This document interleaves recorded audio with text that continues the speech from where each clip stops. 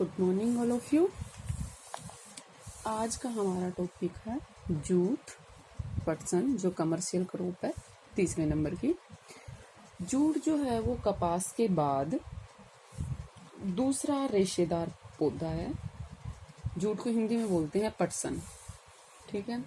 और जूट आपके लिए सबसे इम्पोर्टेंट बात यह है कि जूट जो है वो भारतीय मूल का पौधा है। और अगर भारत की ही बात करें तो इसको देश के जो उत्तर पूर्वी भाग है उनमें एक व्यापारिक फसल के रूप में उगाया जाता है, ठीक है। और जो जूट है वो सबसे ज्यादा कहाँ पैदा होता है? भारत में ही सबसे ज्यादा पैदा होता है, ठीक है। अब जूट का जो रेशेदार पौधा है, इसका काम क्या है, किस में इसको यूज किया जाता है? इसको जूट के जैसे बोरे बनाने में, कालीन बनाने में, रस्सी बनाने में, कंबल बनाने में, और सजावटी सामान जो होते हैं वो बनाने में, तिरपाल बनाने में, गद्दा आदि बनाने में इसका प्रयोग किया जाता है। अब आता है कि उपज की दशाएं क्या क्या है, कि भाई कैसी कैसी जलवायु में ये पैदा होता है। अब मैंने बताया आपको, आप यहाँ से भी अंदाजा लगा सकते हैं कि ये कहाँ, मैंने बताया ना सबसे महत्वपूर्ण भारतीय मूल का पौधा है। और भारत के भी कहाँ? उत्तर पूर्वी हिस्से में पाया जाता है। उत्तर पूर्वी हिस्सा आप समझ रहे हैं, जो आपके ये 7 सिस्टर वाला हिस्सा है, अरुणाचल प्रदेश, असम, इसके अलावा पश्चिम बंगाल में सबसे मेन है। ये पश्चिमी बंगाल में सबसे ज्यादा मात्रा में होता है, ठीक है। तो अब यहाँ के अकॉर्डिंग आपको पता भी होना चाहिए कि वहां की जलवायु कैसी है, तो उसी हिसाब से आप इसको डिवाइड भी कर सकते हैं, ठीक है। तो ये एक उष्णकटिबंधीय पौधा है। कैसा है? उष्णकटिबंधीय पौधा है। दूसरा, इसके लिए कैसी जलवायु चाहिए? उष्ण और आर्द्र जलवायु की आवश्यकता होती है। उष्ण और आर्द्र जलवायु। अब अगर टेम्परेचर की बात करें, तापमान की अगर हम यहाँ बात करें, तो टेम्परेचर कितना चाहिए? टेम्परेचर चाहिए 25 डिग्री सेल्सियस से 35 डिग्री सेल्सियस तक। कितना चाहिए? 25 डिग्री सेल्सियस से 35 डिग्री सेल्सियस तक, ठीक है। अगर हम वर्षा की बात करें तो वर्षा में जो सापेक्षिक आर्द्रता होनी चाहिए आपकी 90%, ठीक है। 90% जो अपेक्षिक आर्द्रता है आपकी वो होनी चाहिए। दूसरा, वर्षा होनी चाहिए 125 से या 150 से, 125 भी कर सकते हैं आप इसको, 125 सेंटीमीटर से 200 सेंटीमीटर वार्षिक वर्षा की इसको आवश्यकता होती है। मतलब 2 या 3 सेंटीमीटर वर्षा प्रति सप्ताह होनी चाहिए, ठीक है। इस फसल को अब ये जो जूट की फसल है ये कैसी है? खरीफ की फसल है। इसकी बुआई की जाती है फरवरी से जून के बीच में, और कटाई जुलाई से अक्टूबर में की जाती है।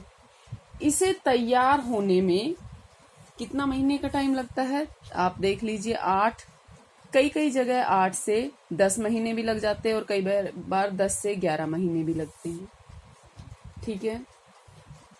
अब जो पौधे होते हैं ये आपको पता है छिटकाव विधि या कूड़ करते हैं इसमें। इसकी बुआई जो होती है वो छिटकाव विधि से होती है। और पौधे के 2-4 मीटर जब पौधा ऊंचा हो जाता है, लंबा हो जाता है, तो वही क्या है, जैसे आप क्या करते हैं, इसे काट कर क्या कर लेते हैं, बंडल बना लेते हैं। बंडल बनाने के बाद इसको सड़ाने के लिए 20-25 दिन तक क्या पानी में डाल देते हैं, ठीक है। 20-25 दिन में जब, इससे पहले मैं आपको मृदा बताना भूल गई, मैं पहले मृदा देख लेते हैं। इसके लिए मृदा की जरूरत पड़ती है। कांप जो मृदा होती है, या जिसको दोमट मृदा बोलते हैं, वो उस वाली मिट्टी में ये भली भांति से उगता है, दोमट मिट्टी में, ठीक है। ये जो फसल होती है जूट की फसल, वो क्या करती है, मृदा की जो उपजाऊ शक्ति होती है उसको छीन कर देती है, मतलब उसको खत्म कर देती है। और इसलिए उसकी उपजाऊ शक्ति को बनाए रखने के लिए किस चीज की जरूरत पड़ती है? निरंतर खाद की जरूरत पड़ती है। और जो ये पटसन की फसल है इसकी कीमत क्या होती है? कम होती है, मतलब ये सस्ती फसल है। और किसान जो इस फसल का, ये आएगा आपका श्रम में, किसान जो होते हैं वो क्या करते हैं, इस फसल का जो खर्च है खाद वगैरह का वो सहन नहीं कर पाते, इसलिए ये फसल मुख्यतः वहीं बोई जाती है जहां बाढ़ के मैदानों में। बाढ़ के मैदानों में क्यों बोई जाती है? क्योंकि बाढ़ के मैदानों में हर साल क्या होती है, मिट्टी बदलती रहती है, और जो वो मिट्टी होती है वो क्या होती है, उपजाऊ होती है। ठीक है, इसलिए इसको बाढ़ के मैदानों में ही बोया जाता है। इसमें अब देखो, इसमें क्या बता रही थी मैं कि क्या काट लिया जाता है 2 से 4 मीटर लंबा होने के बाद। 2 से 4 मीटर जब ये लंबा हो गया तो इसको काट लेते हैं। इसको काटने के बाद बंडल बना देते हैं। बंडल बनाने के बाद इसको सड़ने के लिए 20-25 दिनों तक किस में रख देते हैं, पानी में डालकर रख देते हैं। और उसके बाद इसके छिलके को निकालकर साफ रेशा प्राप्त किया जाता है।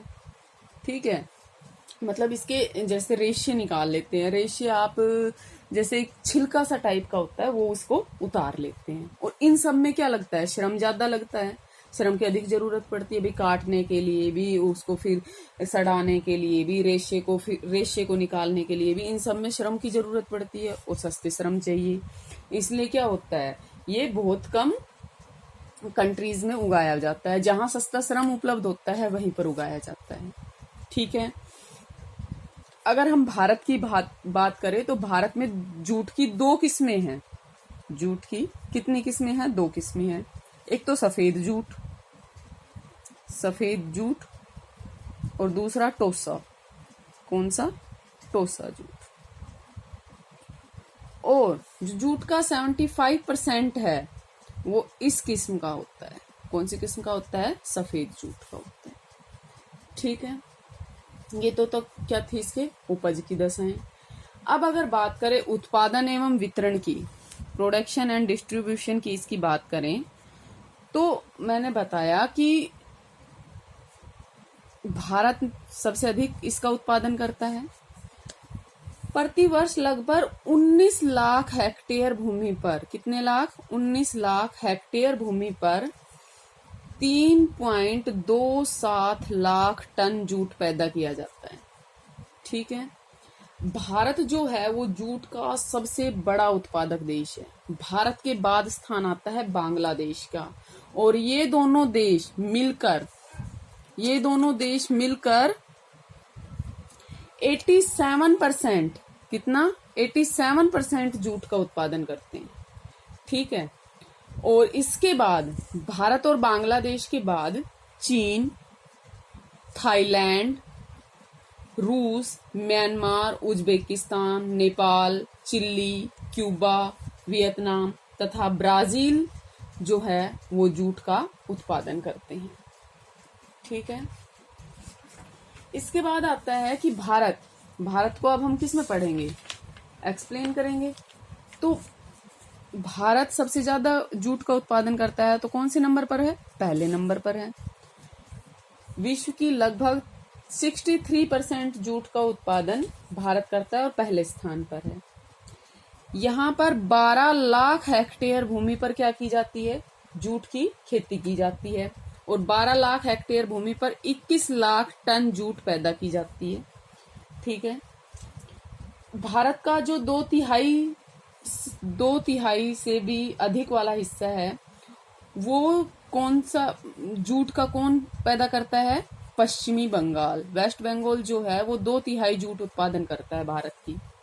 ठीक है, इसके अलावा भारत की अगर बात करें तो शेष राज्य है आंध्र प्रदेश, बिहार, उड़ीसा, असम, यूपी, उत्तर प्रदेश, त्रिपुरा तथा मेघालय में पैदा किया जाता है। सेकंड नंबर पर आता है आपका बांग्लादेश। क्या आता है? बांग्लादेश। बांग्लादेश जो जूट के उत्पादन में है वो कौन से नंबर पे है? दूसरे नंबर पर है, और ये कितना? 24.4% जूट पैदा करता है। विश्व की लगभग 1/4 जूट पैदा करता है और दूसरा सबसे बड़ा उत्पादक देश है। यहाँ पर मुख्य उत्पादक जो राज्य है वो है राजशाही, दिनाजपुर, जैसोर, पावना, ढाका, मैमनसिंह तिपरा, बोगरा, रंगपुर आदि। और अगर इन क्षेत्रों में बांग्लादेश की बात करें तो बांग्लादेश में 98% क्या की जाती है, जूट पैदा की जाती है इन क्षेत्रों में। और जो मैमनसिंह जो राज्य है वो बांग्लादेश की 2/3% पैदा करता है, जूट पैदा करता है 2/3 मैमनसिंह। ठीक है, इसके बाद आता है चीन। चीन जो है विश्व की 5% से भी अधिक परसेंट पैदा करके कौन से स्थान पर है, 3rd नंबर पर है। ठीक है, यहां पर जो चियांग जुआंग डेल्टा है, चियांग जुआंग डेल्टा,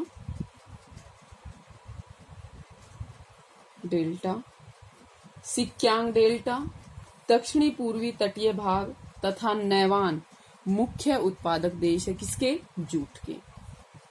ठीक है, अब आता है ट्रेड, व्यापार, इंटरनेशनल जो अगर ट्रेड की बात करें तो वो अब देखो भारत में सबसे ज्यादा जूट पैदा होता है, लेकिन फिर भी जूट की जितनी मिलें भारत में है उन सबकी मांग की पूर्ति के लिए भारत को बांग्लादेश से आयात करना पड़ता है, जूट का मंगाना पड़ता है। अगर हम 2014-15 की बात करें तो कुल 44,000 टन जूट मंगवाया था, कहां से, बांग्लादेश से। और कीमत कितनी थी, 140 करोड़ रुपए। कितनी थी, 140 करोड़ रुपए। अब देश से, हमारे देश से भी जूट जाता है कहाँ, यूएस से, यूके, जर्मनी, जापान और फ्रांस आदि देशों में निर्यात किया जाता है। ठीक है, 2124 विदेशी मुद्रा प्राप्त हुई थी भारत को जूट का निर्यात करके, करोड़ रुपए की। ठीक है, अब अंतरराष्ट्रीय बाजार में अगर बात करें तो जो बांग्लादेश का जूट है वो कैसा होता है, सस्ता होता है और अच्छी गुणवत्ता का होता है, इसलिए भारत क्या करता है, उसको खरीद लेता है और अपने जूट को क्या कर देता है, निर्यात कर देता है। जूट के अगर विकल्प के रूप में, मतलब अगर जूट की जगह विकल्प देखें तो क्या, मेस्टा, प्लास्टिक, कागज, ये जूट की जगह प्रयोग हो सकते हैं। मतलब जो जूट से सामान बनता है वो इनसे भी बन सकता है। इसलिए जो विश्व बाजार में क्या हुआ है, जूट की जो वस्तुएं हैं उनकी मांग घटी है। आप खुद भी अंदाजा लगा लीजिए, आपने देखा होगा पहले हर घर में बोरियां वगैरह मिलती थी, अब क्या होते हैं, वो प्लास्टिक के जो कट्टे टाइप के आ गए हैं, वो आ गए हैं, है ना, ले लिया ना उसका स्थान। ठीक है, पहले आपको ये प्लास्टिक का सामान देखने को भी नहीं मिलता था। पहले आप धागे से बांध लेते थे, सूतली से, अब आप किससे बांधते हैं, जो व्हाइट कलर का धागा आता है, आप उससे भी काम चल जाता है आपका, है ना। तो अब आप खुद ही देख लीजिए कहाँ जूट का उत्पादन कहाँ कहाँ घटा है, आप खुद डेली यूज में भी देखते हैं। अब आता है कि पटसन का जो उत्पादन क्षेत्र है वो सबसे पहले तो आता है भारत ही, पश्चिमी बंगाल की अगर हम बात करें, चाइना के ये वाला हिस्सा चियांग जियांग डेल्टा, ये बांग्लादेश और भारत, ये म्यांमार, थाईलैंड, यहाँ अफ्रीका के आइवरी कोस्ट के, और इधर यहाँ सूडान में भी थोड़ा बहुत जूट पैदा किया जाता है, मिस्र में भी थोड़ा बहुत जूट पैदा किया जाता है। ये क्या है, जूट के प्रमुख उत्पादक क्षेत्र। यहाँ यूरोपीय कंट्री में भी थोड़ा बहुत किया जाता है, किया बहुत कम जाता है, क्योंकि यहाँ पर तो जूट क्या करते हैं, हमारे यहाँ से ही ले जाते हैं। ठीक है, ये था आपका जूट। आई होप आपको समझ में आया होगा, नहीं समझ में आता है तो आप पूछ लें। Thank you.